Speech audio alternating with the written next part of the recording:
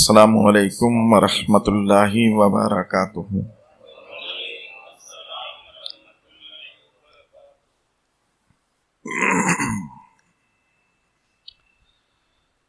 نحمدہ ونصلی ونسلم علی رسولہ الکریم، اما بعد، فقد قال اللہ تبارک تعالی فی القرآن المجید والفرقان الحمید، فأعوذ باللہ من الشیطان الرجیم، بسم اللہ الرحمن الرحیم۔ لا ترفعوا اصواتکم فوق صوت النبی، آمنت باللہ صدق اللہ العظیم، وبلغنا رسولہ النبی الامین المختار الکریم، وَنَحْنُ عَلَى ذَلِكَ لَمِنَ الشَّاهِدِينَ وَالشَّاكِرِينَ، فَالْحَمْدُ لِلَّهِ رَبِّ الْعَالَمِينَ۔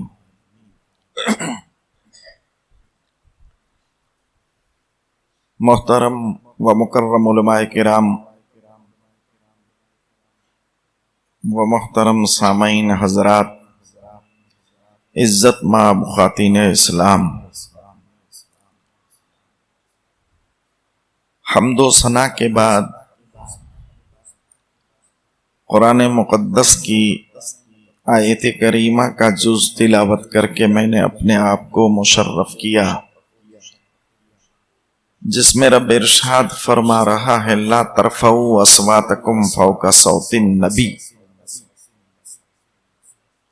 اے میرے محبوب کے امتیوں، جب میرے محبوب کے دربار میں آؤ تو اپنی آواز کو میرے محبوب کی آواز پر بلند نہ کرو۔ اس کے ماتحت کچھ عرض کرنے سے پہلے ہم سب مل کر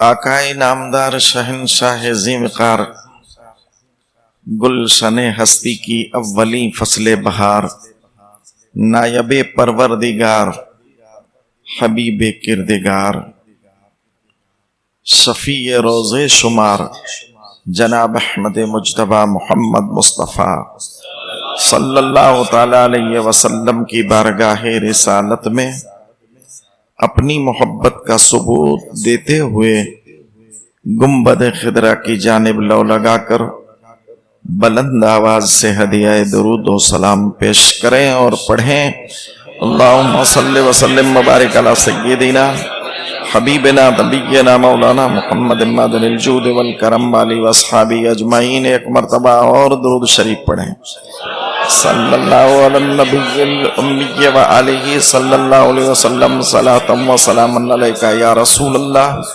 صلاۃ و سلام علیکہ یا حبیب اللہ۔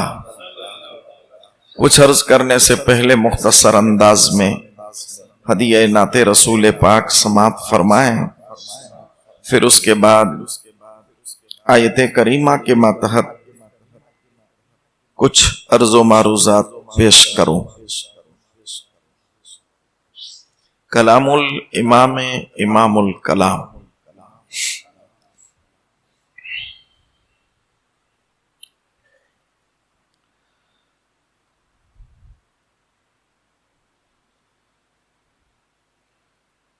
اٹھا دو پردہ،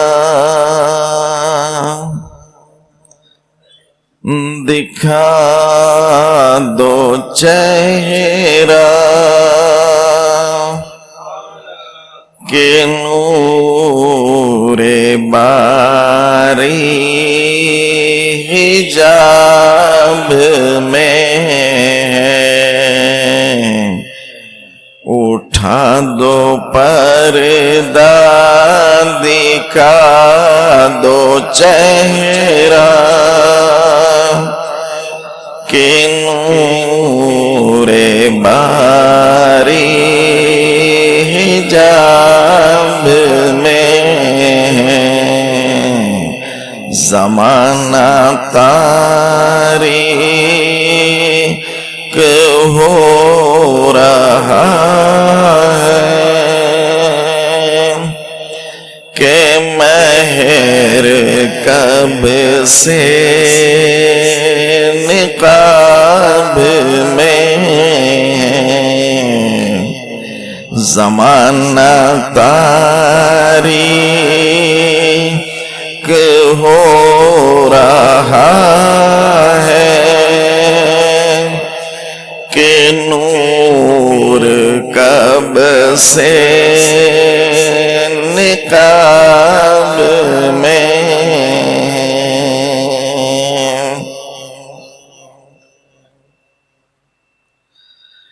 کھڑے ہیں منکر نکیر سر پر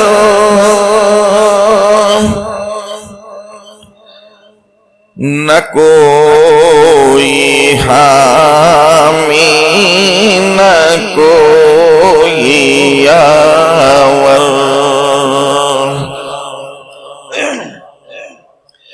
کھڑے ہیں منکر نکیر سر پر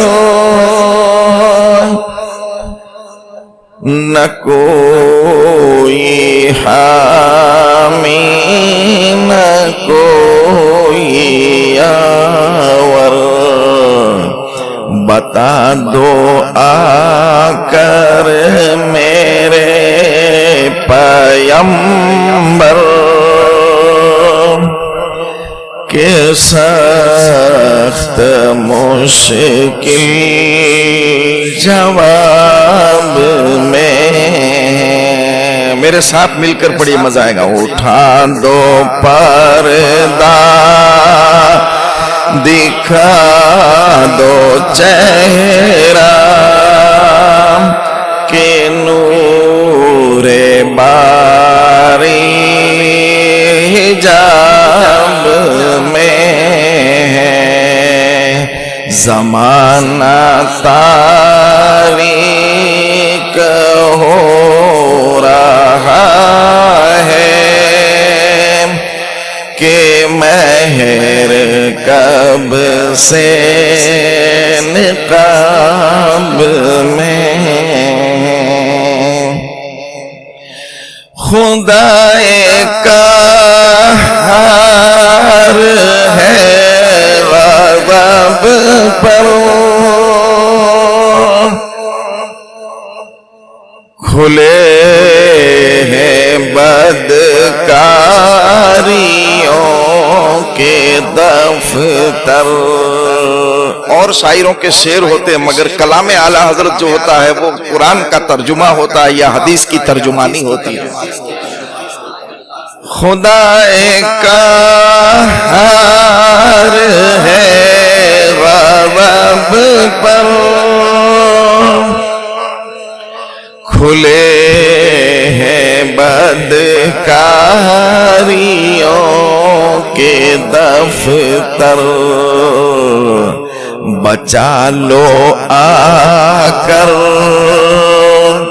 شفیع محشر اور تو کوئی نہیں بچائے گا آپ کے سوا تو شفاعت کا دروازہ کوئی کھلنے والا ہے ہی نہیں جب نبی اپنی اپنی میں پڑے ہیں تو اور کون کھول سکتا ہے جس کے پاس جائیں گے کہیں گے اذهبوا الی غیری اذهبوا الی غیری کسی غیر کے پاس جاؤ ہر کوئی اپنی پریشانی ظاہر کرے گا مگر ایک ہی ذات ہوگی جو کہتی ہوگی انا لہا انا لہا آؤ آؤ میں اسی کے لیے ہوں مجھے رب نے اسی لیے پیدا کیا ہے آ جاؤ جس کا کوئی نہیں اس کا آمنہ کا لال ہے دنیا میں بھی جس کا کوئی نہیں اس کے حضور ہے اور محشر میں بھی جس کا کوئی نہیں اس کے حضور ہے خدائے قہار ہے غضب پر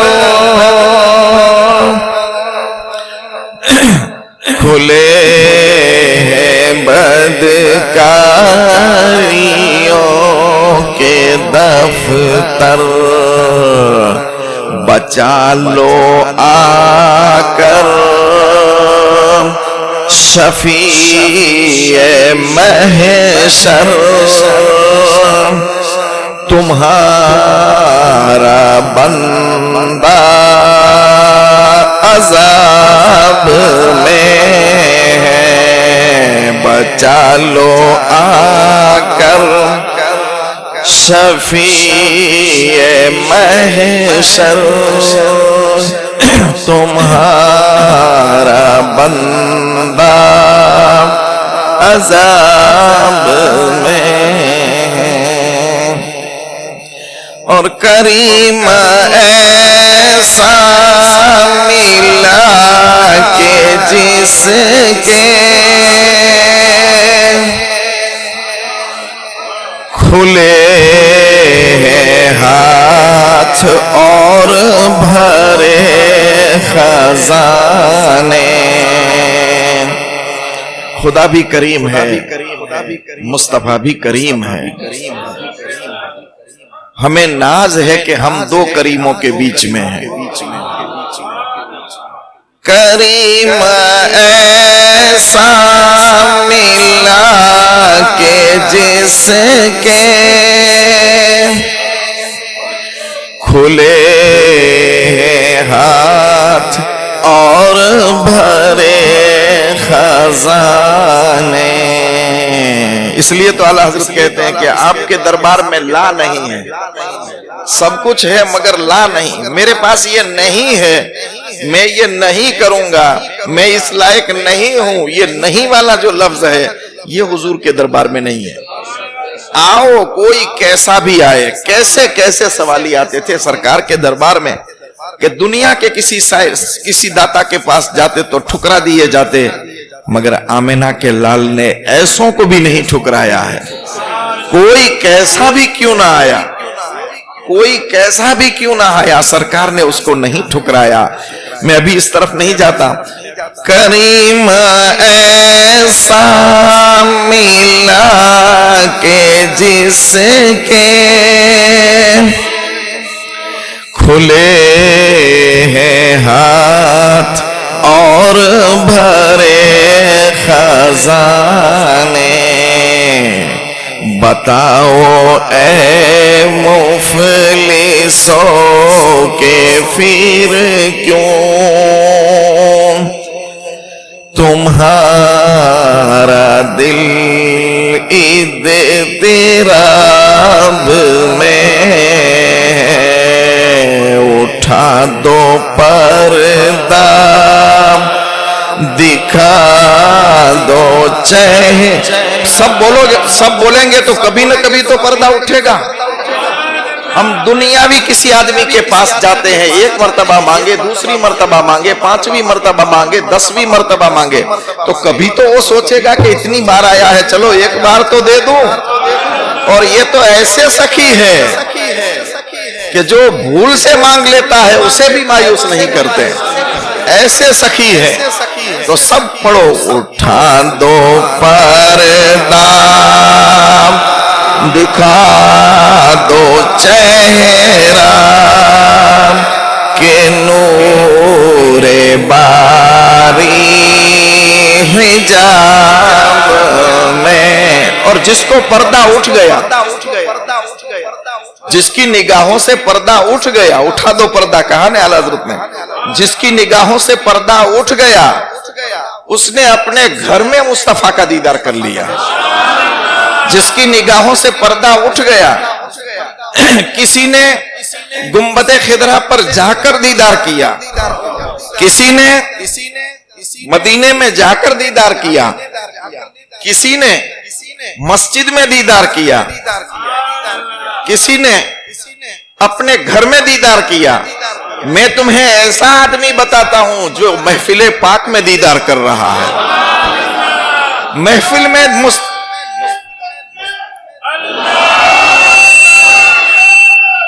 رسول اللہ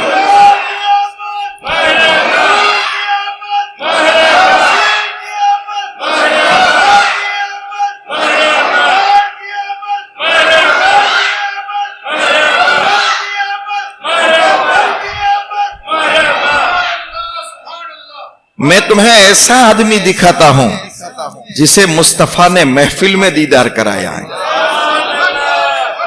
اور وہ بھی کوئی اور نہیں کہتا، خود غوث اعظم کہتے ہیں، اور وہ بھی خواب میں دیدار نہیں کرایا، دو دیوانوں کو دیدار کرایا جا رہا ہے محفل میں، ایک کو خواب میں نیند میں دیدار کرایا جاتا ہے، دوسرے کو جاگتے میں کرایا جاتا ہے، ایک ہی ساتھ میں دونوں کو نوازا جا رہا ہے۔ غوث اعظم کی محفل ہے، غوث اعظم کی محفل، اور غوث اعظم کی محفل کا کیا کہنا، رجال الغیب بھی غوث اعظم کی محفل میں آتے تھے، اولیاء 360 تو وہاں لکھنے والے ولی حاضر رہتے تھے۔ حضور غوث اعظم کی محفل میں انبیاء، نبی اور رسول تشریف لاتے تھے، اور ہر وقت خضر علیہ السلام حاضر رہتے تھے، بلکہ ایک وقت تو سرکار غوث اعظم تقریر کر رہے تھے، منبر سے اٹھ کر کہتے ہیں کہ او اسرائیلی، خضر علیہ السلام اسرائیلی تھے، او اسرائیلی ذرا محمدی کی بات بھی سنتا جا، یہ میرے پیران پیر کا مقام اور مرتبہ دیکھتے چلو۔ سرکار غوث اعظم کی محفل کا حال، انبیاء حاضر، رجال الغیب حاضر، اولیاء حاضر، حضرت خضر حاضر، بڑے بڑے اتقیاء حاضر، بڑے بڑے صوفیاء حاضر، بڑے بڑے علماء حاضر، اور حد بتا دوں خود مصطفیٰ اس محفل میں حاضر رہتے تھے، خود آقا اس محفل میں حاضر رہتے تھے۔ حضرت علی بن حیتی فرماتے ہیں کہ میں غوث اعظم کی محفل میں بیٹھا تھا، حضرت علی حیتی حضور غوث اعظم کے خلیفہ بھی ہیں، شاگرد بھی ہیں، آپ کی محفل میں بیٹھے تھے کہ بیٹھے بیٹھے حضرت علی پر غنودگی طاری ہوتی ہے، نیند کا آثار ہوتا ہے، آدھا نیند میں آدمی ہو، آدھا جاگتا ہو، یہ آثار نمایاں ہوتے ہیں۔ تو حضرت علی حیتی بیٹھے ہوئے ہیں، اور اس حالت میں کیا دیکھتے ہیں کہ سرکار تشریف لائے، مصطفیٰ محفل میں آئے۔ لوگ کہتے ہیں کہ محفل میں کیا ملتا ہے، بس یہی سننے کو ملتا ہے، ارے جو محفل میں ملتا ہے وہ اور کہیں نہیں ملتا ہے۔ جہاں ذکر حبیب ہوتا ہے، جہاں ذکر حبیب ہوتا ہے خود خدا بھی قریب ہوتا ہے، جہاں ذکر حبیب ہوتا ہے خود خدا بھی قریب ہوتا ہے۔ ان کی محفل میں بیٹھنے والا، حضور کی محفل میں، ان کی محفل میں بیٹھنے والا بڑا خوش نصیب ہوتا ہے، اور جسے چاہا در پہ بلا لیا، جسے چاہا در پہ بلا لیا، جسے چاہا اپنا بنا لیا۔ یہ بڑے کرم کے ہیں فیصلے، یہ بڑے نصیب کی بات ہے، جو نصیب والے ہوتے ہیں وہی محفل میں آتے ہیں۔ ابھی نعت پڑھی جا رہی تھی، محبوب کی محفل کو محبوب سجاتے ہیں، جو حضور کے محبوب اور ماننے والے ہیں، حضور جس سے پیار کرتے ہیں وہ حضور کی محفل کو وہی سجاتے ہیں۔ محبوب کی محفل کو محبوب سجاتے ہیں، اور آتے ہیں وہی جن کو، آتے ہیں وہی جن کو سرکار بلاتے ہیں۔ ہم کہتے ہیں کہ ہم جاتے ہیں، مدینے میں کوئی اپنے سے نہیں جاتا، تو محفل میں بھی کوئی اپنے سے نہیں جاتا۔ دل میں ایک تڑپ رہتی ہے کہ محفل میں جانا ہی ہے، دل میں یہ خیال ہو کہ حضور کے محفل پاک میں پہنچنا ہی ہے۔ جب دل میں یہ خیال ہوتا ہے تو تمام راستے میں سے جو رکاوٹیں ہوتی ہے حضور خود دور فرما دیتے ہیں، ہر راستہ نکال دیتے ہیں۔ مگر نیت کے اندر کھلبلی ہو، نیت کے اندر ڈلملی ہو، تو یاد رکھو کہ آنے میں ہر بہانہ ملتا ہے۔ تب یوں سمجھو کہ ہم نہیں جاتے، ایسا نہیں، سرکار نے بلایا ہی نہیں ہے۔ محبوب کی محفل کو محبوب سجاتے ہیں، آتے ہیں وہی جن کو سرکار بلاتے ہیں۔ وہ لوگ خدا شاہد، وہ لوگ خدا شاہد قسمت کے سکندر ہے، وہ لوگ خدا شاہد قسمت کے سکندر ہے، جو سرور عالم کا میلاد مناتے ہیں۔ اور سرکار کی محفل کے بارے میں تو بزرگوں نے کئی باتیں فرمائی۔ حضرت علی بن حیتی فرماتے ہیں کہ میں بیٹھا ہوا تھا، نیند غنودگی کا عالم طاری ہوا، تھوڑی تھوڑی نیند آ رہی ہے، میں بیٹھا ہوا ہوں۔ ان لوگوں کا بیٹھنا بھی عجیب ہوتا تھا، وہ جاگے تب حضور کا دیدار، وہ سو جائیں تب حضور کا دیدار، ہم جاگیں تب دنیا کا خیال، سوئیں خواب آئے تو وہ بھی دنیا کا، یہاں گیا، یہ کیا، وہ کیا، وہ کیا، یہی خواب کے اندر بھی آتا، جیسی جیسی کرنی ویسی ویسی بھرنی۔ تو حضرت علی حیتی فرماتے ہیں کہ میں بیٹھا ہوا تھا, نیم گنودگی کا عالم طاری ہوا, میں نے دیکھا کہ رحمت للعالمین تشریف لائے, محفل میں سرکار تشریف لائے. تو حضرت علی سے باتیں فرما رہے ہیں. علی حیتی فرماتے کہ مجھ سے سرکار باتیں فرما رہے ہیں, میں نیند میں خواب ہی. اور ایک مسئلہ بتا دوں, جس کسی خوش قسمت کو مصطفیٰ خواب میں تشریف لائے وہ مصطفیٰ ہی ہوتے ہیں, کیونکہ شیطان کو یہ اجازت نہیں ہے کہ نبی کی شکل بنا سکے. کوئی یہ تعویل کرے کہ کیا معلوم نبی تھے یا کوئی اور تھا, نہیں, خود نبی ہی ہوتے ہیں.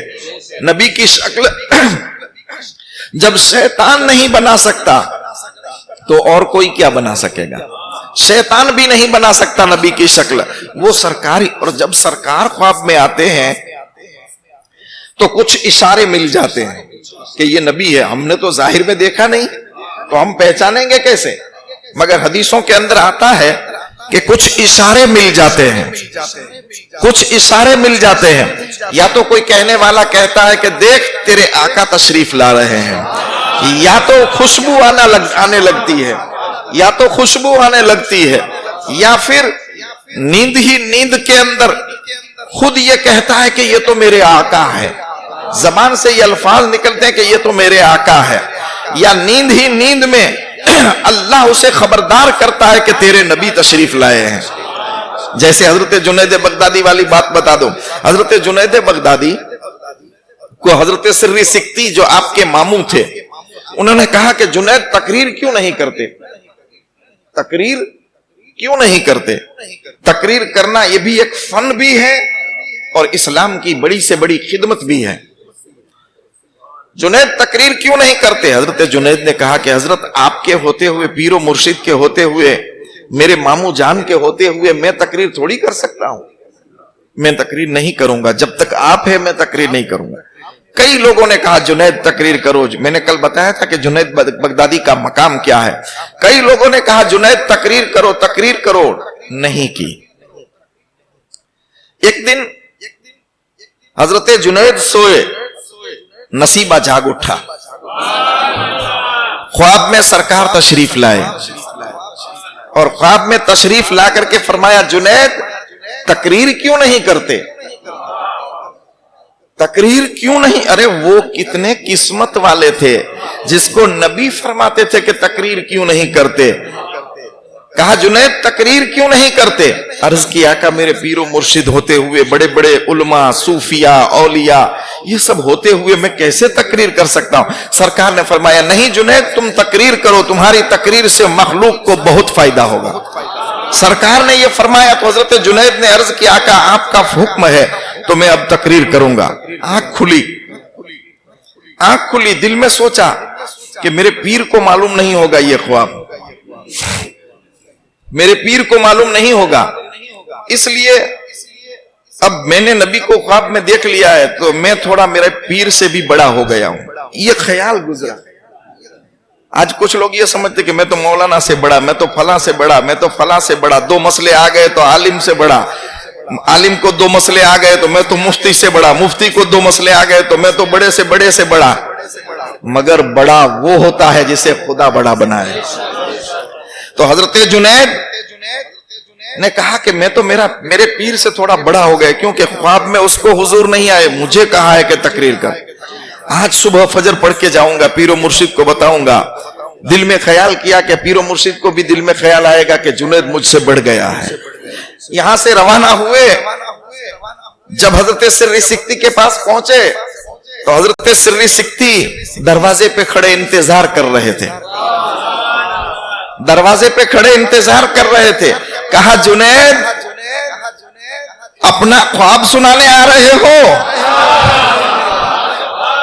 کہاں چراغ جلا, روشنی کہاں پہنچی, اپنا خواب سنانے آ رہے ہو؟ تمہارے پیر کو یہ کہنے آ رہے ہو کہ تم مجھ سے بڑے ہو گئے ہو؟ تم کو نبی نے خواب میں کہا, میرے کہنے سے تقریر نہیں کی, اب تو تقریر کرو گے نا, اب تو تقریر کرو گے نا. تو جنید کے پاؤں کے نیچے سے زمین ہل گئی. اللہ, میں جس کو سوچتا تھا کہ میرا پیر نہیں جانتا وہ تو سب جان رہا ہے. تو کہا کہ چلو جانتے ہیں تو پوچھ بھی لوں. کہ میرے پیر و مرشد حضرت سر سکتی آپ کو بتایا کس نے کہ خواب میں حضور مجھے تشریف لائے ہیں؟ تو سر سکتی نے فرمایا جنید سن لے، تجھے خواب میں جب حضور آئے تو میں اس وقت خواب میں رب کو دیکھ رہا تھا. یہ بندے ہیں اللہ کے. میں اس وقت رب کو خواب میں دیکھ رہا تھا. رب نے مجھے بتایا کہ سر سکتی تیرا بھانجا جنید جو ہے وہ تقریر نہیں کرتا، میں نے میرے محبوب کو اس کے پاس بھیجا ہے کہ اس کو سمجھائیں اور کہیں کہ تقریر کرے. تو تجھے خواب میں نبی دکھا گئے اور فرما گئے، مجھے خواب میں خدا دکھا گیا اور وہ فرما گیا. تو یہ اللہ کے بندے ہوتے. سر سکتی فرماتے ہیں، حضرت علی حیتی فرماتے ہیں کہ میں سو رہا ہوں، خواب میں حضور مجھ سے باتیں کر رہے، میں حضور سے باتیں کر رہا ہوں. ابھی باتیں چل رہی تھی کہ میری آنکھ کھل گئی. اچانک میری آنکھ کھل گئی تو میں نے دیکھا کہ غوث اعظم میرے پاس ادب سے کھڑے ہیں. غوث اعظم میرے پاس ادب سے کھڑے ہیں. میں نے کہا حضرت آپ کھڑے کیوں ہیں، منبر سے نیچے کیوں اتر گئے ہیں؟ تو آپ نے فرمایا اے علی حیتی، تم جس کو خواب میں دیکھ رہے تھے میں اس کو جاگتے میں دیکھ رہا تھا. یہ محفل ہوتی ہے، بیٹھنے میں بڑا فرق ہوتا ہے. ادب سے بیٹھے، محبت سے بیٹھے، تعظیم سے بیٹھے، عقیدت رسول سے بیٹھے تو خدا کی قسم ادھر کمی نہیں ہے. پردہ آج بھی اٹھ سکتا ہے، آج رات بھی پردہ اٹھ سکتا ہے. فرق ادھر ہے، آنکھوں پہ پردے ادھر لگے ہیں. مدینہ کی جانب میں کوئی پردہ نہیں ہے، وہ اب بھی دکھا سکتے. وَسِرَاجًا مُنِيرًا، میں نے میرے محبوب کو چمکتا ہوا سورج بنا کر کے بھیجا ہے.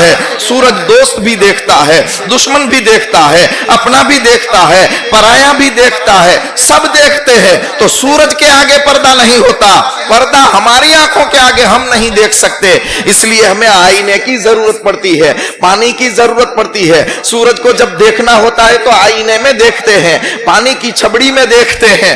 کیوں کہ ایک وسیلہ ہو جاتا ہے. ایسے ہی سراجم منیرہ کو دیکھنا ہے تو صدیق اکبر کے آئینے میں دیکھو، غوث اعظم کے آئینے میں دیکھو، غریب نواز کے آئینے میں دیکھو، بختیار کاکی کے آئینے میں دیکھو، مخدوم اشرف سمنانی کے آئینے میں دیکھو. ڈائریکٹ نہیں دیکھ سکو گے، ان آئینے میں دیکھو گے تو تمہیں بار بار مصطفیٰ کی زیارت نصیب ہو جائے گی. یہ محفل کا اصول ہے کہ تم کیا لینے کے لیے محفل میں آتے ہو. اگر صرف سننے مزہ نہیں آتی، اگر یہی دیکھنے آتے ہو کہ مزہ نہیں آتی تو بس یہی آئے گا کہ مزہ نہیں آئے گی. یہ لینے مت آؤ کہ مزہ آتی ہے یا نہیں، یہ بھی ہو مزہ بھی آتی ہے، یہ بھی ہو سرکار کا فرمان بھی سنتے ہیں، یہ بھی ہو کہ محفل میں مصطفیٰ کا دیدار بھی ہوتا ہے. اسی لیے اعلیٰ حضرت نے فرمایا کریم ایسا ملا کہ جس کے کھلے ہیں ہاتھ اور بھرے خزانے، بتاؤ اے مفلسوں کہ پھر کیوں تمہارا دل اضطراب میں ہے. اور آخری کڑی بہت پیاری، میری معلومات کے مطابق اعلیٰ حضرت نے اس میں کمال کر دیا ہے. نہیں وہ میٹھی نگاہ والا خدا کی رحمت ہے جلوہ فرما. وہ میٹھی نگاہ والا آج ظاہر میں نہیں ہے کہ جن کی میٹھی نگاہ سے ابو بکر صدیق اکبر بنے تھے، جس کی میٹھی نگاہ سے عمر فاروق اعظم بنے تھے، جس کی میٹھی نظر سے عثمان ذی النورین بنے تھے، جس کی میٹھی نظر سے علی شیر خدا بنے تھے، جس کی میٹھی نظر سے عبد القادر غوث اعظم بنے تھے، جس کی میٹھی نظر سے معین الدین غریب نواز بنے تھے. وہ میٹھی نظر والا اور ان کی میٹھی نظر کہاں کہاں کام آتی ہے. وہ میٹھی نظر دنیا میں بھی کام آتی ہے، گھر میں بھی کام آتی ہے، شہر میں بھی کام آتی ہے، اپنے وطن میں بھی کام آتی ہے، وہ میٹھی نظر قبر میں بھی کام آتی ہے، وہ میٹھی نظر محشر میں بھی کام آتی ہے، وہ میٹھی نظر محشر میں بھی کام آتی ہے۔ اور حد بتا دو، اگر میٹھی نظر ہوگی تو ربیہ کی طرح وہ میٹھی نظر جنت میں بھی کام آتی ہے۔ نہیں وہ میٹھی نگاہ والا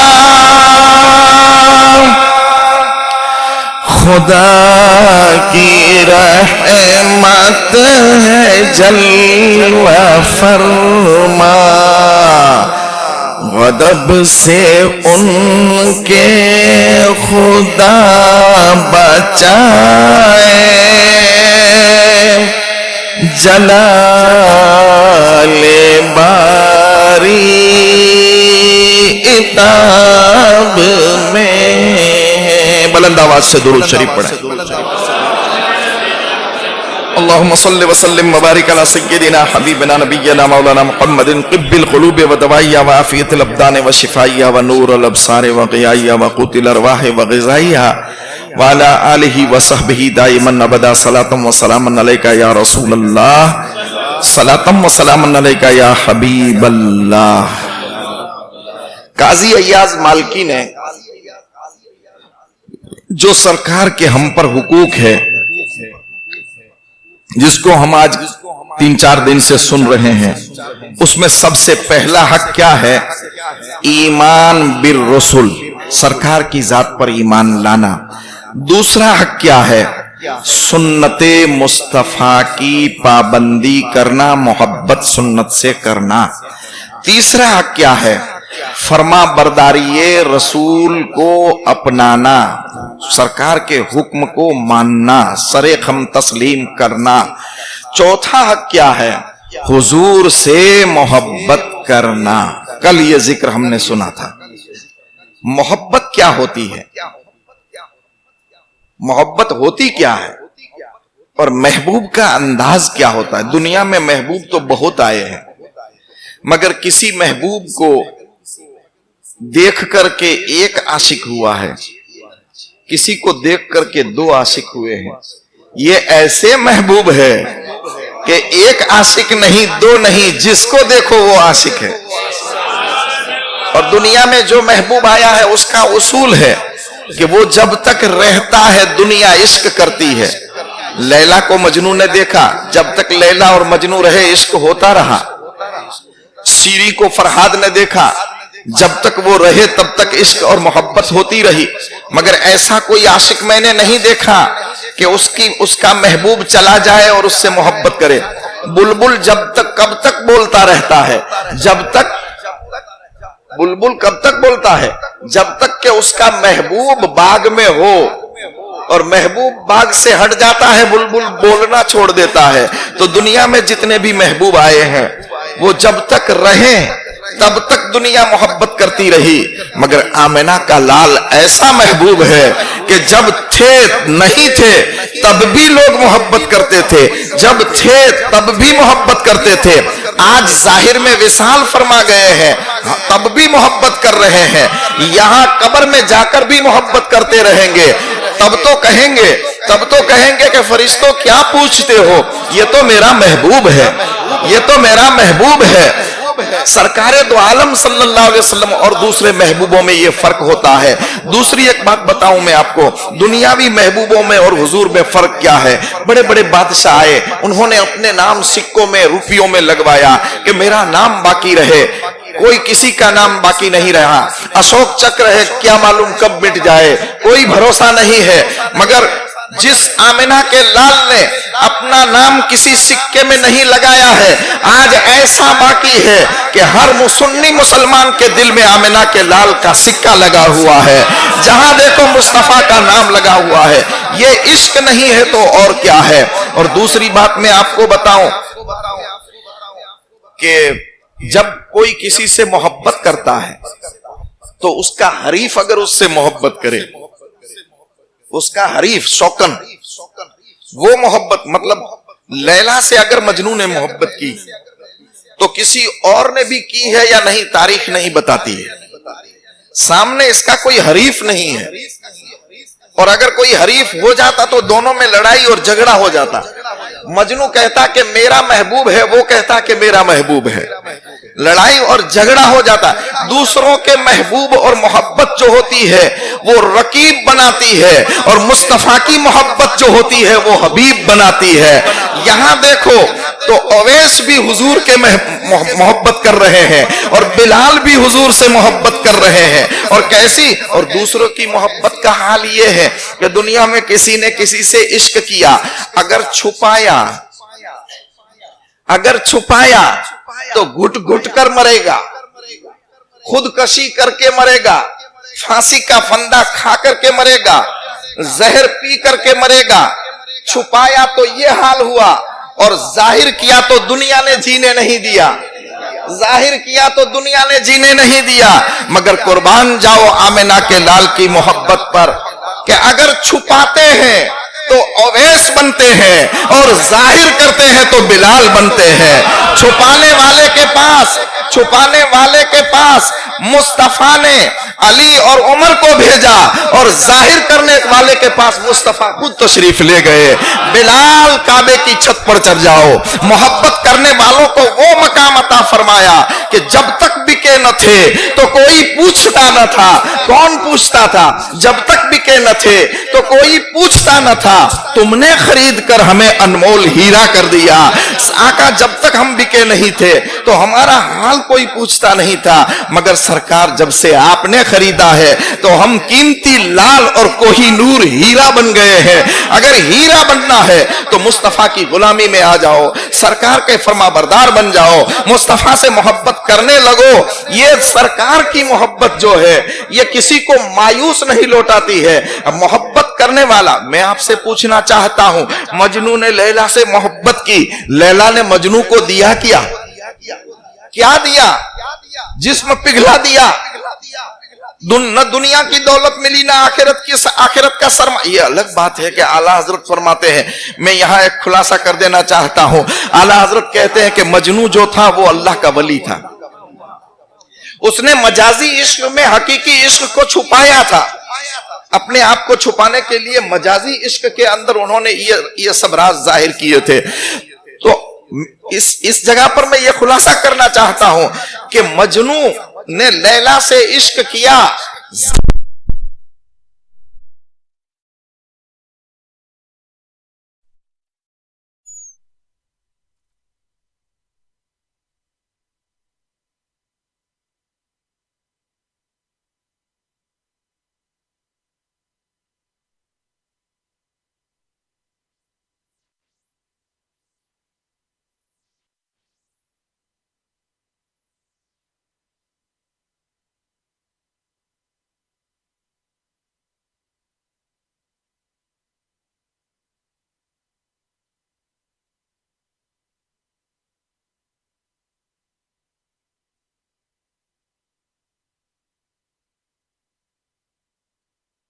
یہ چومتا ہوں کہ میرے محبوب نے تجھے چوما ہے, میرے آقا نے تجھے چوما ہے. صحابہ کو اپنے گناہوں کی معافی کا نہیں حال خیال تھا تو یہ تھا کہ آمنہ کے لال سے نسبت کیا ہے, نسبت سے بھی وہ محبت کرتے تھے. تو ہمیں چاہیے کہ سرکار کی ذات سے بھی محبت کرے, سرکار کے ذات کا بھی ادب کرے, اور سرکار کی بات کا بھی ادب کرے.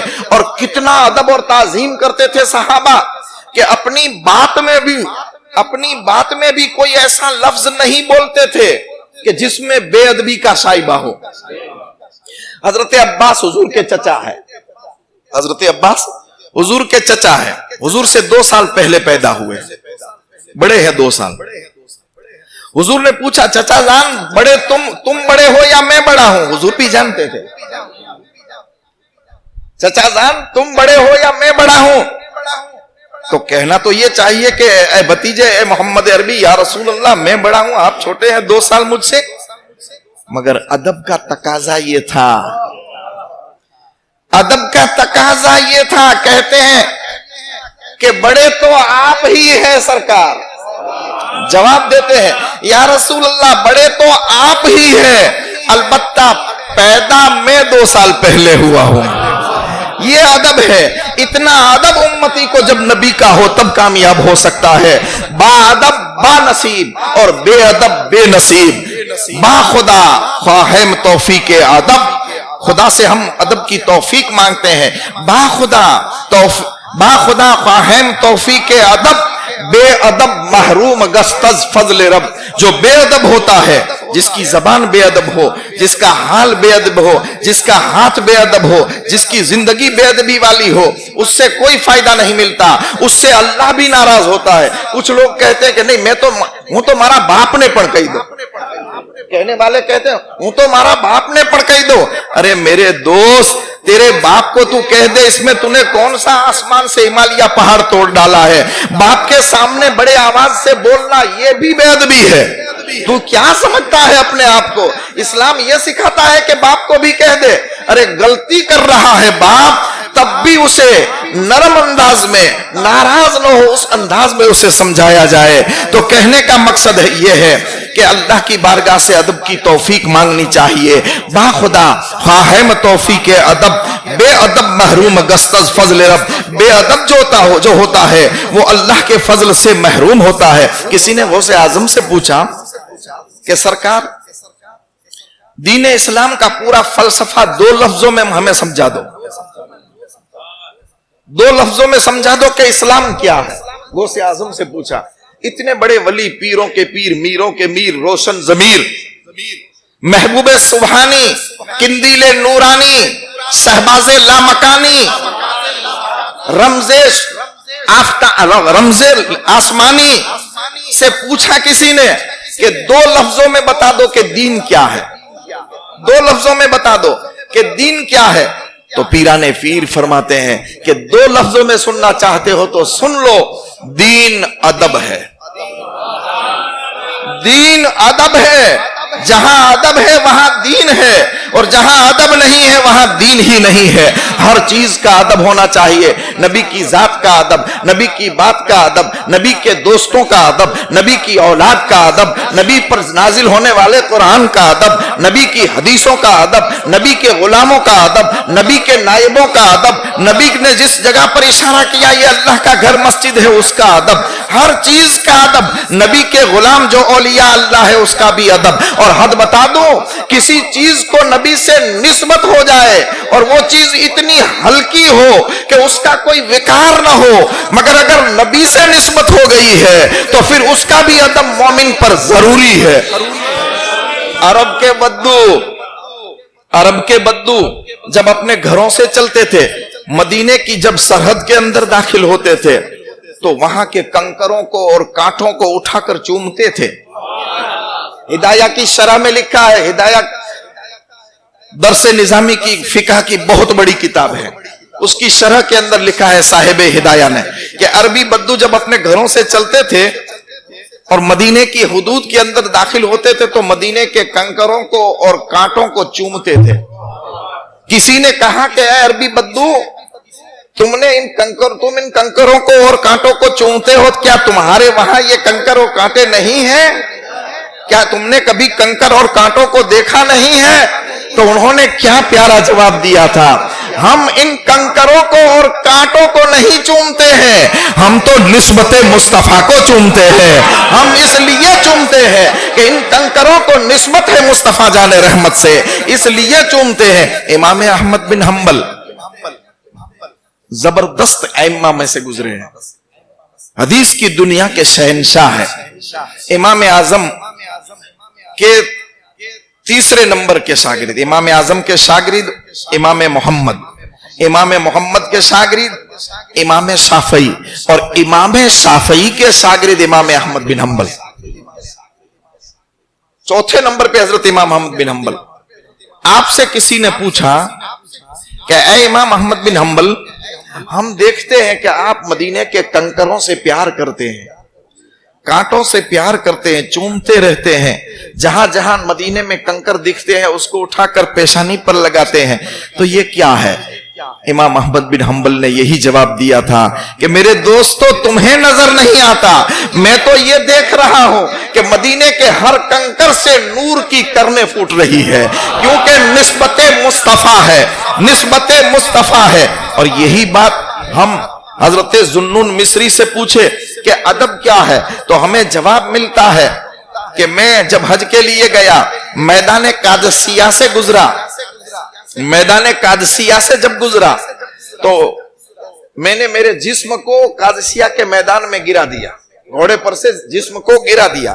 لوگوں نے سمجھا کہ حضرت کو گرمی ہو گئی ہے، پانی لے کر دوڑے، چھڑکاؤ کرنا شروع کیا۔ حضرت نے فرمایا کیا کر رہے ہو؟ کہ حضرت آپ کو گرمی ہو گئی، آپ گر گئے، چکر آ گیا، غش کھا گئے۔ آپ نے فرمایا مجھے کوئی گرمی نہیں ہوئی ہے، مجھے کوئی غش نہیں آیا ہے، مجھے کوئی چکر نہیں آیا ہے، جو میں دیکھتا ہوں وہ تم نہیں دیکھتے، جو میں دیکھتا ہوں وہ تم نہیں دیکھتے۔ ارے یہ وہ قادسیہ کا میدان ہے جہاں صحابہ کے گھوڑے دوڑے ہیں، جہاں خالد بن ولید کے گھوڑے دوڑے ہیں۔ آج میں دیکھ رہا ہوں کہ اس میدان کا کوئی ذرہ ایسا نہیں ہے جس ذرے سے نور کی کرنیں نہ پھوٹتی ہو۔ میں ان ذروں کو نہیں، ان نور کی کرنوں کو چوم رہا ہوں اور دنیا کو ایک ذہن دے رہا ہوں کہ ایمان اس کا نام ہے کہ ادب سے نسبت والی چیز کو بھی چوما جائے تو یہ ادب ہوتا ہے، اس کو کہا جاتا ہے ادب۔ تو یہ ادب سرکار کا ہم پر پانچواں حق ہے۔ مصطفیٰ کا ادب تعظیم کرنی چاہیے، توقیر کرنی چاہیے، ادب و احترام کرنا چاہیے۔ آؤ امام مالک سے پوچھے کہ ادب کا مقام کیا ہے، آپ کتنا ادب کرتے ہیں؟ تو سرکار امام مالک فرماتے ہیں یہ امام وہ ہے جس کو امام محبت بھی کہا جاتا ہے، یہ امام وہ ہے جس کو امام مدینہ بھی کہا جاتا ہے۔ اتنے بڑے امام ہیں حدیث کی دنیا کے، اور مصطفیٰ کی حدیث کی تعظیم کرنے والے ایسے زبردست امام ہیں۔ ایک مرتبہ حدیث کا سبق دے رہے تھے، آپ حدیث پڑھاتے تھے، ہم بھی پڑھتے سنتے سناتے ہیں، مگر جب حضرت امام مالک پڑھاتے تھے تو کیا کرتے تھے؟ پہلے حدیث پڑھانے سے پہلے غسل فرماتے تھے، غسل فرماتے تھے اور نئے کپڑے پہنتے تھے، خوشبو لگاتے تھے، خوشبو لگاتے تھے، 2 رکعت نفل پڑھتے تھے اور پھر 2 زانو ہو کر کے بیٹھ جاتے تھے، 2 زانو ہو کر کے جیسے نماز میں بیٹھا جاتا ہے ایسے بیٹھ جاتے تھے، پھر اپنے شاگردوں کو اپنے سرکار کی حدیث سناتے تھے، یہ حدیث کا ادب کرتے تھے۔ ہوا ایسا کہ ایک مرتبہ آپ درس حدیث دے رہے تھے کہ حالت درس میں شاگردوں نے دیکھا کہ حضرت کا حال اور چہرے کا رنگ بدلتا جا رہا ہے، چہرے کا رنگ بدلتا جا رہا ہے، کبھی لال رنگ آتا ہے، کبھی نیلا رنگ آتا ہے، چہرہ کا جغرافیہ بدلتا جا رہا ہے، رنگ بدلتا جا رہا ہے۔ حدیث کا درس جب پورا ہوا تو شاگردوں نے کہا کہ حضرت ہم نے دیکھا کہ آج خلاف معمول آپ کے چہرے کا رنگ بدلتا جا رہا تھا، کیا حقیقت تھی؟ امام مالک نے کہا میرا قمیص اٹھاؤ پہلے۔ حدیث کو جب سبق پورا ہوا تو کہا میرا قمیص پہلے اٹھاؤ۔ قمیص کو جب اٹھایا گیا تھا اس میں سے بڑا بچھو نکلا، بڑا بچھو نکلا۔ میں تو یہ کہتا ہوں میرا تو عشق کہتا ہے کہ بچھو بھی نسبت لینے کے لیے آ گیا ہوگا، وہ بھی سوچ رہا ہوگا کہ موقع کب ملے گا، مگر بچھو آ گیا اور بچھو نے امام مالک کو 16 مرتبہ ڈنک مارا۔ آج ایک چیونٹی کاٹتی ہے تو ہم نماز بھی چھوڑ دیتے ہیں، 16 مرتبہ ڈنک مارا، مگر حدیث مصطفیٰ کا ادب امام مالک نے نہیں چھوڑا۔ جو امام حدیث مصطفیٰ کا اتنا ادب کرتا ہو وہ مصطفیٰ کا کتنا ادب کرتا ہوگا، وہ سرکار کا کتنا ادب کرتا ہوگا۔ اس لیے تو امام مالک کے بارے میں مشہور ہے کہ آپ جب مدینے کی بازار میں چلتے تھے تو بیچ میں نہیں چلتے تھے، بیچ میں نہیں چلتے تھے، کنارے پہ چلتے تھے۔ لوگوں نے پوچھا کہ حضرت کیا ہے آپ کنارے پہ چلتے ہیں بیچ میں؟ کہا مجھے یہ ڈر ہے کہ کہیں سرکار یہاں نہ چلے ہو، اس لیے میں کنارے چل رہا ہوں، اس لیے میں کنارے چل رہا ہوں۔ اور پھر کنارے چلتے چلتے دیواروں کو ہاتھ لگا کر کے چومتے تھے، दीवारों को हाथ लगा करके चूमते थे। लोगों ने पूछा कि इस दीवार में चूना जो है वो तो अभी का नया लगा हुआ है। आपने फरमाया ये और बात है, तुम दीवार के चूने को देखते हो, दीवार के सिरमेट को देखते हो, मैं ये नहीं देखता, मैं निस्बत मुस्तफा को देखता हूं, निस्बत मुस्तफा का अदब करता हूं। अरे सरकार की कभी तो नजर किसी पत्थर पर पड़ी होगी, ये समझ करके इसको चूम रहा हूं। इतना अदब हो तब इंसान कामयाबी की मंजिल तक पहुंच सकता है। और जो अदब वाला है, अदब का मामला खुद खुदा ने भी सिखाया है अपने महबूब के उम्मतियों को। मैंने खुतबे के बाद जो आयत पढ़ी जिसमें रब इरशाद फरमा रहा है, ला तरफऊ अस्वातकुम फौका सौतिन नबी, मेरे महबूब के उम्मतियों जब मेरे नबी के दरबार में आओ तो अपनी आवाजों को बुलंद न करो। कुछ लोग थे जो नबी के दरबार में आते थे तो बुलंद बुलंद आवाज से जोर जोर से बोल, आज भी कुछ लोगों की आदत, और उसमें जो बहरा होता है उसकी आदत ये ज्यादा होती है, क्योंकि जो बहरा होता है, जो खुद बहरा होता है वो दूसरों को भी बहरा समझता है, इसलिए जोर से बोलता है। तो सरकार के दरबार में भी कुछ लोग आए, जोर जोर से बोलना शुरू किया। रब को ये गवारा न हुआ, रब ने अपने महबूब के दरबार का अदब बताया। ला तरफऊ अस्वातकुम फौका सौतिन नबी, मेरे महबूब के दरबार के अंदर आकर बुलंद आवाज से न बोला करो। कहीं ऐसा न हो कि तुम जोर जोर से बोलते रहो, अल्लाह तुम्हारे आमाल को भी बर्बाद न कर दे, तुम्हारे आमाल को ही बर्बाद न कर दे और तुम्हें मालूम भी न हो। जब ये आयत करीमा नाजिल हुई तो हजरत साबित बिन कैस साहबी रसूल है, जो शिकले समात का आर्जा था, वो कम सुनते थे और बोलते भी तेज थे। उन्होंने जब ये आयत सुनी तो रोना शुरू किया, या अल्लाह मैं तो बारगाह मुस्तफा से मरदूद हो गया, मेरे अमाल बर्बाद हो जाएंगे। मैं सरकार के दरबार में बहुत जोर से बोलता हूं, रब ने ये कानून नाफिज कर दिया है, अब मेरा क्या होगा। रो रहे। वहां से दरबार मुस्तफा से निकले, बाजार से जब निकले और बीच में आकर के एक जगह पर बैठ गए, एक और सहाबी हजरत आसिम वहां से निकले। उन्होंने पूछा कि साबित बिन कैस यहां क्यों बैठे, क्यों रो रहे हो। कहा मेरे भाई मैं तो दरबार मुस्तफा में जाने के लायक न रहा, इसलिए कि अल्लाह ने कानून नाजिल फरमा दिया कि जो जोर से बोलता है उसके आमाल बर्बाद हो जाते हैं। मैं तो जहन्नमी हो गया, मैं दरबार मुस्तफा के लायक न रहा, अदब के खिलाफ मैंने काम कर दिया है। अदब का कानून रब सिखा रहा है, दुनिया के बादशाहों का अदब का कानून बादशाह खुद सिखाते हैं। ये कैसा महबूब है कि जिसके दरबार का अदब का कानून खुद रब्बे कायनात सिखा रहा है। ए मेरे महबूब के उम्मतियों, इस अंदाज से मेरे महबूब के पास आओ, और आओ भी तो उनके मकान के पीछे से जोर जोर से चिल्ला करके न बोलो। जब उनके आराम का वक्त हो तो उसको परेशान न किया करो। पूरा अदब का माहौल बता रहा है रब तबारक ताला। साबित बिन कैस वहां पर बैठे रो रहे हैं। हजरत आसिम वहां से बारगाह मुस्तफा में आए और आकर के कहा कि या रसूलल्लाह साबित तो रो रहे हैं, वो परेशान है। सरकार ने फरमाया क्यों। अर्ज किया आका कुरान की आयत जो नाजिल हुई, ला तरफऊ अस्वातकुम फौका सौतिन नबी, नबी की आवाज पर अपनी आवाज को बुलंद न करो, ये अदब के खिलाफ है। और कहते हैं कि मैं जोर से बोलता हूं, मेरे अमाल बर्बाद न हो गए हो, इसलिए वो रो रहे हैं। सरकार ने फरमाया आसिम जाओ साबित को बुला लो, आसिम जाओ मेरे साबित को बुला लो, मेरे साबित को बुला लो। हर जफा हर सितम गवारा है, सिर्फ इतना कह दे कि तू हमारा है। मेरे साबित को बुलाओ, हुजूर फरमा रहे हैं। हजरत आसिम जब पहुंचे तो वहां से हजरत साबित बिन कैस उठ गए थे, अपने घर चले गए थे। घर जाकर घर वालों को कहा कि देखो मैं तो बर्बाद हो गया, मैं तो बर्बाद हो गया, क्योंकि नबी के दरबार में मैं जोर से बोलता हूं, मेरे ही बारे में यह आयत नाजिल हुई है। आज किसी को है ख्याल कि जो नमाज न पढ़े उसके बारे में कुरान क्या कहता है। ये सहाबा थे कि ऐसा एक ही काम था, मगर कितना दर्द और दुख हो रहा था। आज नमाज नहीं पढ़ते, रोजा नहीं रखते, फराइज खुदाबंदी से गाफिल है, सुन्नत मुस्तफा से दूरी है, मगर दिल में ख्याल तक नहीं आता है कि रब का फरमान क्या है, मुस्तफा का फरमान क्या है। साबित बिन कैस ने कहा देखो मैं तो दरबार मुस्तफा से रांदा हो गया, मैं वहां के लायक न रहा।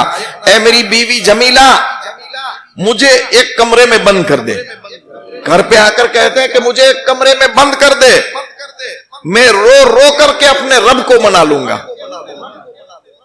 میں رو رو کر کے اپنے رب کو منا لوں گا۔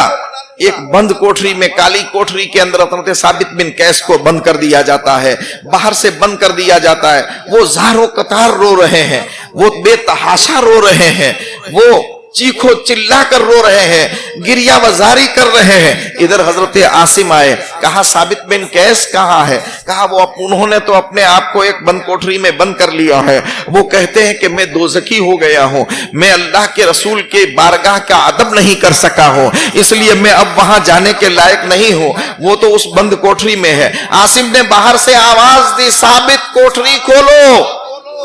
کہا عاصم اب میں اس لائق نہیں کہ نبی کے دربار میں جا سکوں، کیوں مجھے بلاتے ہو؟ عاصم نے کہا ثابت میری بات سن لے، میں نہیں کہتا تجھے مصطفیٰ بلاتے ہیں، ادب کرنے والوں کو نبی بلاتے ہیں، اور جو بے ادب ہوتا ہے وہ نبی کے دربار سے اسے دور کر دیا جاتا ہے۔ ادب کا کام ہی یہی ہے، ادب والے کچھ پا لیتے ہیں اور بے ادب جو ہوتا ہے وہ بھی گما لیتے ہیں۔ سرکار کائنات کے دربار سے حضرت عاصم نے کہا ثابت دروازہ کھولو، دروازہ کھولا، ان کا ہاتھ پکڑ کر بارگاہ مصطفیٰ میں حاضر کیا۔ رحمت کونین کے پاس جب پہنچے تو حضرت ثابت بن قیس قدموں میں گر گئے، گر کے قدموں پہ وہ قربا ہو گئے، گر کے قدموں پہ وہ قربا ہو گئے۔ عرض کیا آقا میں تو برباد ہو گیا ہوں، آپ کے دربار کے ادب کے خلاف میں کام کر رہا ہوں، میرے سے زیادہ اونچی آواز سے کوئی نہیں آپ کے دربار میں بولتا۔ ان لوگوں کو اپنی بھول سویکارنے میں، ماننے میں کوئی پسو پیش نہیں تھی۔ آج تو کسی کو بھی کوئی بھول ہو تب بھی نانا ہماری بھول تھوڑی تھا، میں تو آسمان سے اتر کے آیا، کوئی فرشتہ بھی یہ نہیں کہتا کہ میری ہاروت و ماروت سے بھی بھول ہوئی ہے کہ نہیں ہوئی؟ ہاروت ماروت آج بھی لٹک رہے ہیں، مگر یہ انسان دو ٹانگ والا اشرف المخلوقات جس کے سر پر لقد کرمنا بنی آدم کا تاج رکھا ہے رب نے، اور جسے رب تبارک تعالیٰ نے اپنا نائب کہا ہے، وہ اتنا گھمنڈ اور تکبر کر رہا نہیں، ماراتم تو کوئی بھول تھا نہیں، میری یہ بھول نہیں ہو سکتی، بھول ہو تو بھی ماننے کے لیے تیار نہیں ہے۔ اور یہ صحابہ کی زندگی تھی۔ بارگاہ مصطفیٰ میں عرض کرتے آقا مجھ سے یہ غلطی ہو گئی کہ میں تیز آواز سے بولتا ہوں، سرکار میں تو کہیں جہنمی تو نہیں ہو گیا؟ رحمت کونین نے جو حضرت ثابت بن قیس قدموں میں گرے ہوئے تھے، آپ نے اٹھایا، اٹھا کر سینے سے لگایا، ثابت سینے لگ جا۔ سرکار فرماتے ثابت تو باادب ہے، سینے سے لگ جا۔ جب سینے سے لگایا تو مصطفیٰ نے بشارت دی، اے ثابت سن لے، وہ آیت دوسرے کے لیے ہے، تیرے لیے نہیں ہے، تو تو باادب ہے، تو تو میرا محبوب ہے، تو تو میرا ثابت ہے، تو تو باادب ہے، سن کھڑا ہو جا اور بشارت سن لے، اے ثابت اللہ تجھے بے مثال زندگی عطا فرمائے گا۔ ادب والے کو ملتا ہے، مل رہا ہے، سنتے چلو، تو بے مثال زندگی گزارے گا اور تیری موت بھی شہادت کی موت ہوگی۔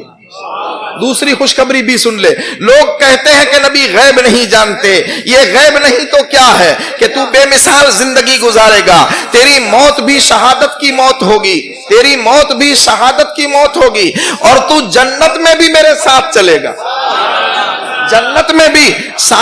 حضرت ثابت بن قیس کو 3 خوشخبریاں دی ہے، کس وجہ سے ملی ہے؟ ادب کے تقاضے کی وجہ سے ملا ہے۔ تو جو ادب کرتے ہیں انہیں دنیا میں بھی ملتا ہے، جو ادب سے دور رہتے ہیں وہ دنیا سے محروم ہو جاتے ہیں۔ امام اعظم سے کسی نے پوچھا کہ حضرت آپ کی عمر کتنی ہے؟ تو آپ نے فرمایا 2 سال کی، 2 سال کی عمر ہے، حالانکہ اس وقت آپ 50 سے زیادہ عمر آپ کی تھی۔ کہا آپ کی عمر اتنی بڑی اور آپ کہتے ہیں 2 سال کی عمر؟ تو آپ نے فرمایا میری وہ عمر کو میں عمر گنتا ہی نہیں ہوں، میں دوسری عمر کو عمر گنتا ہی نہیں ہوں، میں صرف امام جعفر صادق کی خدمت میں جو 2 سال گزارے ہیں، میں نے امام جعفر صادق کی خدمت میں جو 2 سال گزارے ہیں، اسی 2 سال کو میں اپنی زندگی گنتا ہوں۔ کسی نے پوچھا کہ اس کے اندر آپ نے کیا سیکھا؟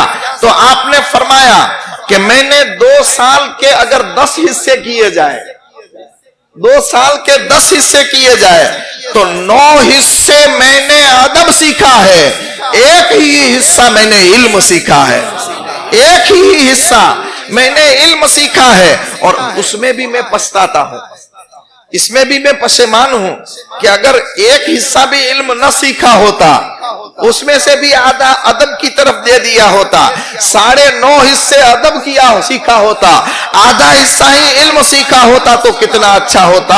ادب کا مقام یہ ہے تو رب فرما رہا ہے، اور حضرت قاضی ایاز مالکی فرماتے ہیں کہ حضور کے امتیوں پر حضور کا 5واں حق یہ ہے کہ ذات مصطفیٰ کا ادب کیا جائے، نسبت مصطفیٰ کا ادب کیا جائے، اولاد مصطفیٰ کا ادب کیا جائے، نائب مصطفیٰ کا ادب کیا جائے، مصطفیٰ کے غلاموں کا ادب کیا جائے، مصطفیٰ کے دشمنوں سے دور رہا جائے، یہ بھی ایک ادب ہے، ادب کا تقاضا یہ ہے۔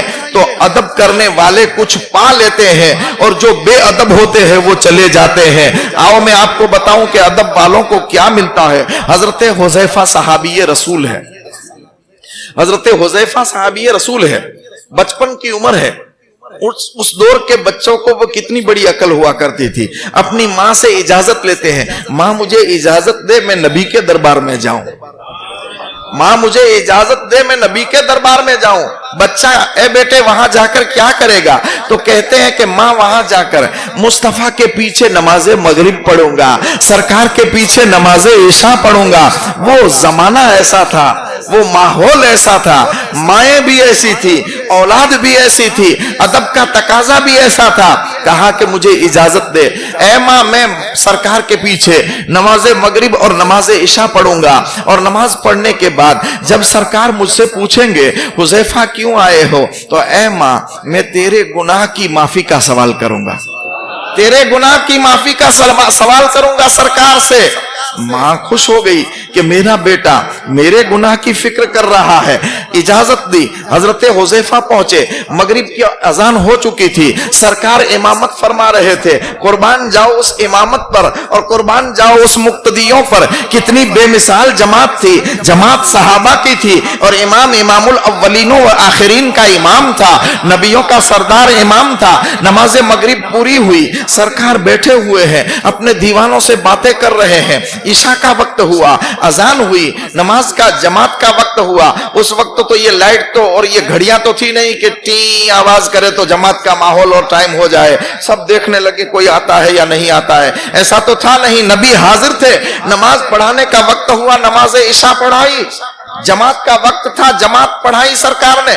نماز کے بعد سرکار تھوڑی دیر دیوانوں کو اپنی باتیں سناتے رہے، سنانے کے بعد سرکار اس دن جلدی سے اپنے گھر کے اندر جانے لگے، جلدی سے اپنے گھر کی طرف جانے لگے۔ حذیفہ بیٹھے ہوئے تھے، یا اللہ بڑا امتحان کا وقت ہے، ماں سے وعدہ کر کے آیا ہوں کہ تیری گناہ کی معافی کا سوال کروں گا، اور ادب کا تقاضا یہ ہے کہ نبی کو کچھ کہا نہ جائے، اس لیے کہ کہا وہاں جاتا ہے جس کو معلوم نہ ہو۔ یہاں تو دل پہ دلدار کی ہر وقت نظر رہتی ہے، دل پہ دلدار کی ہر وقت نظر رہتی ہے، ان کی سرکار میں کچھ بھی نہیں نیت کے سوا، تو کیا کروں؟ ادب کہتا ہے کہ نہ بول، ماں کا وعدہ کہتا ہے کہ بول۔ حذیفہ پیچھے جا رہے ہیں، نبی آگے تشریف لے جا رہے ہیں، عشق کہتا ہے حذیفہ بول، ورنہ نبی کاشانۂ نبوت میں چلے جائیں گے۔ ادب کہتا ہے حذیفہ بولنا مت، حذیفہ بولنا مت، نہ جانے حضور کس خیال میں ہو اور اس کو پریشانی ہو جائے سرکار کو۔ حذیفہ بولنا مت، بولنے کی ضرورت وہاں جو ہوتی ہے جہاں کسی کو معلوم نہ ہو، ان کو تو سب معلوم ہے۔ حذیفہ آگے جا رہے ہیں، حجرہ نزدیک آ گیا، ایک قدم حضور نے حجرے میں بھی رکھ دیا۔ اس وقت بھی حذیفہ کا عقل کہتی ہے حذیفہ جلدی سے بولو، اب چلے جائیں گے بات پوری نہیں ہوگی، ماں کو کیا جواب دوں گے؟ مگر عشق اور ادب کہتا ہے حذیفہ بولنا مت، حذیفہ بولنا مت۔ نہیں بولے، نہیں بولے تو سرکار نے آگے دیکھتے ہی فرمایا کون حذیفہ آ رہا ہے؟ پیچھے نہیں دیکھا، حذیفہ کی طرف نہیں دیکھا، आगे ही देख रहे हैं, कासाना नबूवत की तरफ ही देख रहे हैं, और कहा कि कौन? हुजैफा आ रहा है। आका लब्बैक, हुजैफा आ रहा हूं। सरकार ने फरमाया हुजैफा जा, अल्लाह ने तेरी माँ के गुनाह भी माफ किए और तेरे गुनाह भी माफ किए। ये अदब का तकाजा है, अदब इसे कहते हैं। अदब वालों को ये मिलता है, अदब जो करते हैं उसे दुनिया में भी मिल जाता है, और जो बेअदब होता है, जो होता है, वो भी घुमा देता है। आखिरी बात सुनाता चलो कि अदब वालों का मकाम क्या होता है। हजरत अबू अली शाह कलंदर के पास एक उनका मुरीद आया, आकर के कहा हजरत हज के लिए जा रहा हूं। आपने फरमाया ठीक है जाओ, अल्लाह का फर्ज है, मगर एक बात का ध्यान रखना, हज जब अदा कर ले, मदीनतुल मुनव्वरा जब पहुंच जाए तो वहां की हर चीज का अदब करना, वहां के कांटों का अदब करना, वहां के कंकरों का अदब करना, क्योंकि बाखुदा दीवाना बाश, बाखुदा दीवाना बाश और बा मोहम्मद होशियार।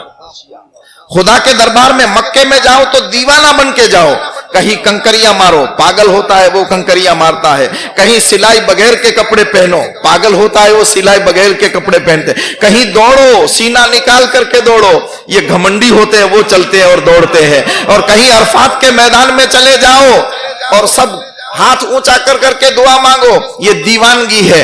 इसीलिए शायर कहता है बाखुदा दीवाना बास, खुदा के शहर में आओ तो दीवाना बन के आ जाओ, और बा मोहम्मद होशियार, मुस्तफा के दरबार में आओ तो होशियार बन के आओ। इसीलिए बरेली का ताजदार भी कहता है हरम की जमीन और कदम रख के चलना, हरम की जमीन और कदम रख के चलना, अरे सर का मौका है ओ जाने वाले, तूने समझा क्या है? यहाँ फरिश्ते 70,000 सुबह आते हैं और 70,000 शाम को आते हैं, इस दर को तूने समझा क्या है? अरे ये मदीना वो मदीना है कि जब हुस्ने जन्नत को समेटा गया, जब हुस्ने जन्नत को समेटा गया तो शहर मदीना की एक गली बन गई, एक गली बन गई। ये वो मदीना है जिसके बारे में बुजुर्गान दीन फरमाते हैं। एक मुहद्दिस साहब जब मदीनतुल मुनव्वरा तशरीफ ले गए तो वहां जाकर जन्नत की कियारी में खड़े खड़े सोच रहे हैं कि अल्लाह ने मदीना शरीफ में 2 जन्नतें रखी है। सोच रहे हैं मदीने में 2 जन्नतें रखी है, एक तो जन्नत की कियारी और एक जन्नतुल बकी, 2 जन्नतें रखी है। ये सोच रहे हैं, सोच करके जब मस्जिद नबवी से बाहर निकले, एक चौराहे पर पहुंचे तो एक पागल औरत, बाल बिखरे हुए हैं, बाल उसकी पेशानी भी छुपी हुई है, बाल बिखरे हुए हैं, और वो आवाज देती या शेख ताला, ए शेख इधर आ। हजरत सोच में पड़ गए कि ये मुझे बुला रही है। सब कोई रुपया देता है, कोई 1 रियाल देता है, कोई 2 रियाल देता है, उसको पागल समझ करके लोग दे। अरे उस दर के जो पागल होते हैं वो भी इतने दीवाना होते हैं, वो इतने फरजाना होते हैं, तो वहां कोई रियाल दे रहा है। हजरत ने फरमाया कि मुझे भी इसलिए बुला रही होगी कि कुछ दे कर जा। मगर जब नजदीक गए, बैठ, वक्त का मुफ्ती आजम था, कहा बैठ, बिठाया और कान के नजदीक मुंह रख कर कहती है कि तू कहता है कि मदीने में 2 जन्नतें हैं, तू कहता है मदीने में 2 जन्नतें हैं, मदीना कुल्लुहुम जन्नतुल फिरदौस, मदीना पूरा का पूरा जन्नतुल फिरदौस है।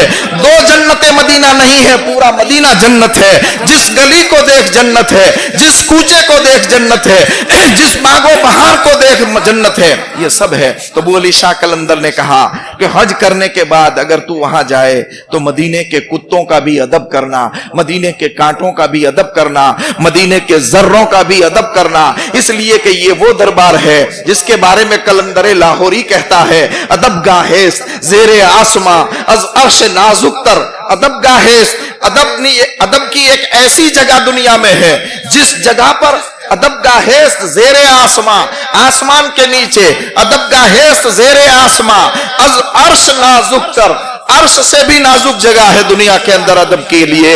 अर्श नाजुक तर नफस गुम करदा मियायत जुनैदो बायजीदी जा, ये वो जगह है जहां बायजीद बुस्तामी और जुनैद बगदादी जब पहुंचते थे तो अपनी सांस भी रोक लेते थे कि बड़ी आवाज से सांस लेना ये भी अदब के खिलाफ है, तो उन लोगों ने तो सांस को भी रोक लिया था। ये वो शहर है जिसके बारे में एक शायर कहता है, हाजियो ए पाए नजर, हाजी को कहता है ए पाए नजर होश में आ, ए पाए नजर होश में आ, कुए नबी है। ए पाए नजर होश में आ, कुए नबी है। आंखों से भी चलना यहां बेअदबी है, आंखों से भी चलना यहां बेअदबी है। और ए हाजियो संभल के पांव रखना, ए हाजियो संभल के पांव रखना, कहीं ऐसा ना हो कि सारा सफर बेकार हो जाए, कहीं ऐसा ना हो कि सारा सफर बेकार हो जाए। तो अबू अली शाह कलंदर ने कहा जब मदीने पहुंचे तो वहां की हर चीज का अदब करना, वो दीवाना, वो आपका मुरीद मक्कतुल मुकर्रमा के अरकान को अदा करने के बाद जब मदीनतुल मुनव्वरा पहुंचा, मवाजा शरीफ के सामने हाजिर हुआ, सलाम पेश करने के बाद यहां पर एक बात और सुनाना चाहिए, वक्त तो हो गया है मगर मैं एक बात सुना। अबुल माली एक बुजुर्ग हो चुके हैं, उन्होंने अपने मुरीद से कहा कि जब तू मवाजा शरीफ में सुनहरी जालियों के पास पहुंचे तो हुजूर के दरबार में ऐसे सलाम मेरा पेश कर देना कि या रसूलल्लाह, अबुल माली आपके दर का कुत्ता आपको सलाम पेश करता है, वली अल्लाह है, आपके दर का कुत्ता आपको सलाम पेश करता है। अब मुरीद था, वहां जाकर के अर्ज करता है सरकार मेरे पीरो मुर्शिद आपको सलाम पेश करते हैं। वो लफ्ज नहीं बोले कि आपके दर का कुत्ता।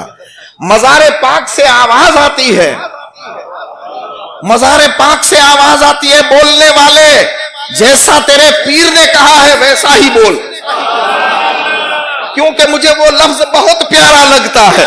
तो जो उस दर के कुत्ते हो जाते हैं वो दुनिया के बादशाह और ताजवर हो जाते हैं, वो वलियों के सरदार हो जाते हैं। तो हजरत अबू अली शाह कलंदर का मुरीद मवाजा शरीफ के सामने पहुंचा, सलाम पेश करने के बाद जब वहां से बाहर निकला, एक रास्ते में से गुजर रहा था कि सामने से लोगों की भीड़ आई। तो भीड़ आई, दबते दबते दबते कोने के एक उस गली के किनारे पर नुक्कड़ पर एक कोने में दब गया, वो मुरीद दब गया। और जब दबा तो देखा कि एक कुत्ता वहां बैठा हुआ है, उसके पांव पर उसका पांव आ गया, उसके पांव पर उसका पांव आ गया और वो कुत्ता जख्मी हो गया और चीखता चिल्लाता हुआ कुत्ता वहां से उठ गया। इसने कहा बड़ा अलमिया हो गया, मेरे पीर ने तो ये कहा था कि मदीने के दर के कुत्तों का भी अदब करना, मैंने तो इस कुत्ते की बेअदबी कर दी है, अल्लाह माफ फरमाए। सरकार के दरबार में आजिजी इनकिसारी करने के बाद जब हज के अरकान पूरे हुए, अपने शहर पहुंचा, हजरत अबू अली शाह कलंदर पानीपति के पास जब पहुंचा, देखा कि हजरत के हाथ में पट्टी बंधी हुई है, हजरत के हाथ में पट्टी बंधी हुई है।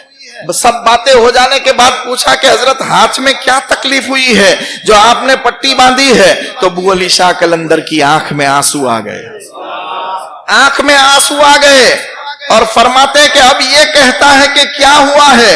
मदीने की उस गली में जिस कुत्ते के पांव पर तेरा पांव पड़ा था वो कोई और कुत्ता नहीं था, मदीने के दर का कुत्ता अबू अली शाह कलंदर खुद था।